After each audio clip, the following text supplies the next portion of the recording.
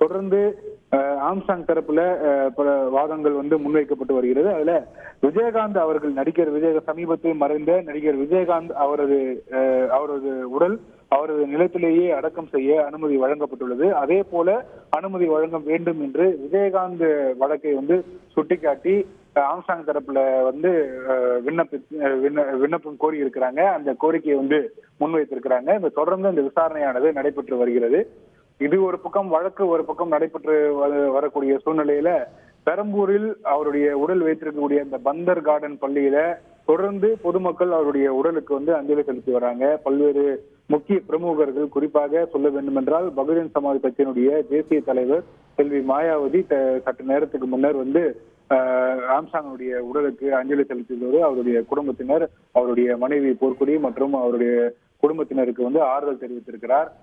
அந்த ஆறுதல் தெரிவித்து அவர் அங்க மக்கள் முன்னாடியில பேசும்போது உண்மையான குற்றவாளிகளை கைது செய்யப்பட வேண்டும், ஆம்சாங்கினுடைய குடும்பத்திற்கு பகுஜன் சமாஜ் கட்சி எப்போதுமே உறுதுணையாக இருக்கும், அதே போல இந்த உண்மையான குற்றவாளிகளை கைது செய்யப்பட வேண்டும் என்ற கோரிக்கையை வைத்ததோடு இந்த வழக்கை சிபிஐ விசாரணை நடத்த வேண்டும் என்று தன்னுடைய கோரிக்கையும் தமிழ்நாடு அரசுக்கு வைத்திருக்கிறார். இப்படி அந்த பக்கமும் பொதுமக்கள் அஞ்சலி செலுத்தி வராங்க, முக்கிய அரசியல் பிரமுகர்கள்லாம் அஞ்சலி செலுத்தி வராங்க. அதே நேரத்துல இன்று உடல் அடக்கம் செய்யப்பட வேண்டிய ஒரு கட்டாயத்தில் இருக்கிறாங்க. எந்த இடத்தில் ஆம்சாங்களுடைய உடல் அடக்கம் செய்யப்பட இருக்கிறது என்பதுதான் தற்போதைய ஒரு கேள்வியாக இருந்து வருகிறது. இது தொடர்பான வழக்கு காலையிலிருந்து ஒரு சிறப்பு வழக்காக, இன்றைய ஞாயிற்றுக்கிழமை ஆனாலும் சிறப்பு வழக்காக எடுத்துக் கொள்ளப்பட்டு விசாரணையானது நடைபெற்று வருகிறது. பொற்கொடி தரப்பு, அதாவது ஆம்சாங்குடைய மனைவி தரப்பிலும் அரசு தரப்பிலும் தொடர்ந்து பல்வேறு வாதங்களை முன்வைத்துட்டு வராங்க. அரசு தரப்புல தெளிவா இருக்கிறாங்க. பகுஜன் சமாஜ் கட்சியினுடைய அலுவலகத்துல அடக்கம் செய்வதற்கு அனுமதி வழங்க முடியாது என்பதில் அரசு தெளிவாக இருக்கிறது. அதற்கு பல்வேறு காரணங்களை சொல்றாங்க. அது அந்த இடம் அமைந்திருக்கக்கூடிய பகுதி என்பது குறுகலான ஒரு பகுதி, சிறிய 16 அடி சாலை கொண்ட ஒரு பகுதியாக இருக்கிறது, பொதுமக்கள் அதிகமாக வசிக்கக்கூடிய ஒரு பகுதியாக இருக்கிறது. அந்த இடத்துல உடல் அடக்கம் செய்யக்கூடிய பட்சத்துல அங்க வேற ஏதாவது அசம்பாவித சம்பவங்கள் நடப்பதற்கான வாய்ப்புகளும் இருக்கிறது என்று அரசு தரப்பும் தெரிவித்திருக்காங்க. அந்த கருத்தோடு நீதிபதியும் ஒத்து போகிறார். நீதிபதியும் சமீபத்துல உத்தரப்பிரதேசத்தில் நடந்த ஒரு நெருக்கடி சம்பவத்தில், அதாவது அட்ரஸ் நெருக்கடி சம்பவத்தை சுட்டிக்காட்டி அது போல ஏதாவது ஒரு அசம்பாவித சம்பவம் நடைபெறுவதற்கான வாய்ப்புகளும் இருக்கிறது என்று நீதிபதியும் சுட்டிக்காட்டியிருந்தது குறிப்பிடத்தக்கது காலையில.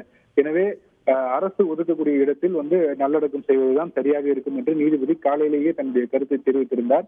இருந்த போதிலும் மாற்று இடங்கள் ஏதாவது இருக்கும் பட்சத்தில், பெரிய இடம், சாலை வசதி, பெரிய இடம், பொதுமக்களுக்கு எந்த விதமான பிரச்சனையும் இல்லாத இடங்கள் இருக்கும் பட்சத்தில் தேர்வு செய்து சொல்லுங்கள், பிறகு அது தொடர்பாக உத்தரவு பிறப்பிக்கிறேன் என்றுதான் தெரிவித்திருந்து வழக்கை ஒத்தி வைத்திருந்தார். தற்போது வழக்கு விசாரணை மீண்டும் தொடங்கி நடைபெற்று வருகிறது. இதுல தற்போது இந்த இரண்டாம் கட்ட இந்த விசாரணையில அரசு 200 சதுர அடி நிலம் ஒதுக்குவதற்கு தயாராக இருக்கிறது.